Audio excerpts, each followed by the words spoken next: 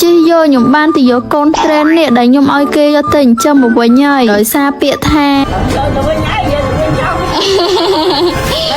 លឺឲ្យមិនចាំយូរទៅគឺបីយកមកវិញភ្លាមឡើងគ្នាឆ្ងល់ ជុំគេមានហេតុកាយកាត់ឡើងមិនឲ្យឯងទៅនៅមួយគេហើយមកយកឯងវិញចា បើកឆាកវីដេអូមកមុនដំបូងហ្នឹងគឺខ្ញុំធ្វើដំណើរទៅសិនអ្នកទាំងអស់គ្នាដោយសារតែវាឆ្ងាយគួរសមដែរឡងកាត់ផ្លូវកឡុកផងគោផងហើយមកភ្លៀងទៀតនេះប្រវត្តិសាស្ត្រលើកទី1ណាដែលខ្ញុំឲ្យឆ្កែគេយកទៅចិញ្ចឹមហើយឡប់មកយកវិញយូរទៅដូចឯងជាម្ដាយនេះបោះបង់កូនចោលហើយគេចិញ្ចឹមបានកូនធំធាត់ចេះដឹងអីយកមកវិញហើយពីអ្នកមីងក្មួយគេនេះដើរទៅហើយអ្នកទាំងអស់គ្នាមើលឲ្យចប់សិនណាកុំអើបរិយាយថាខ្ញុំនឹងមកយកកូនគេផ្ដេសផ្ដាបើគិតជាគីឡូដីខ្ញុំជិះពីផ្ទះខ្ញុំមកនេះខ្ទង់10គីឡូជាងដែរហើយគួរសមដែរហ្នឹងហើយយាយហើយមកនេះគ្មានបំណងថាមកទេដោយសារតែផ្ទះគាត់នឹងត្រូវជាមីងថ្លៃរបស់ខ្ញុំដោយសារតែមីងគាត់ត្រូវមកការនៅផ្ទះខ្ញុំអញ្ចឹងទៅក៏ខ្ញុំជិះឡានមកយកគាត់មកហើយដល់អីឆ្កែដែលខ្ញុំចិញ្ចឹមហ្នឹងគឺខ្ញុំបានផ្ទេរយកមកឲ្យគាត់ចិញ្ចឹមដែរអ្នកទាំងអស់គ្នាហើយក៏ឆ្លៀតមកលេងត្មងទៅចាឆ្លៀតមកលេងអត់មែនឆ្លៀតមកយកទេនេះពូរបស់ខ្ញុំហ្នឹងត្រូវជាកូនកន្លងហើយកូនកំមុំវិញគឺពាក់អាវលឹងៗហ្នឹង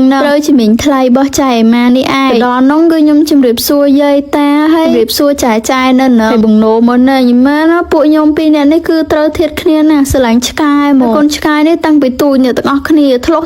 ណាមិនចេះតែនិយាយតែដូចឆ្កែកាត់អញ្ចឹងកូនឆ្កែហ្នឹងគឺមាន3គ្រាប់ពេលអញ្ចឹងទៅពូគាត់ក៏សម្រេចចិត្តយកមកគ្រាប់មកដាក់នៅផ្ទះមីដោយសារតែមីខ្ញុំក៏គាត់ស្រឡាញ់កូនឆ្កែដូចខ្ញុំដែរអ្នកទាំងអស់គ្នាអាយកមកហ្នឹងគឺល្អជាងអា2ទៀតនិយាយទៅកូនឆ្កែនេះគឺជាកូនឆ្កែទី2អាយុបន្ទាប់ពីបងគេនៅផ្ទះចាស់អេម៉ាហ្នឹងគឺនៅសល់អាបងគេនិងអាពៅគេអានេះកដាល